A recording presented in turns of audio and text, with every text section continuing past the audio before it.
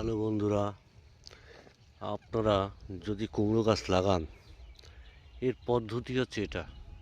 দেখেছেন, প্রত্যেকটা নালা নালা করে দিয়েছি। এর মাঝখান থেকে জল ভরাবো।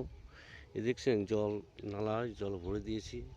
এই যে জো এসেছে, জো আসার পরে আপনারা প্রথমে এটা ভালো করে একটু ঘুটে নেবেন। এইভাবে ঘুটে মাটিটাকে একটু কমপ্লিট করে নেবেন।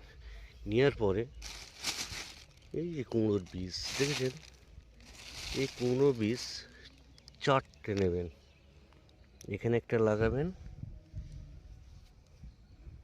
এখানে একটা লাগাবেন, আর এখানে একটা লাগাবেন, আর একটা এখানে লাগাবেন।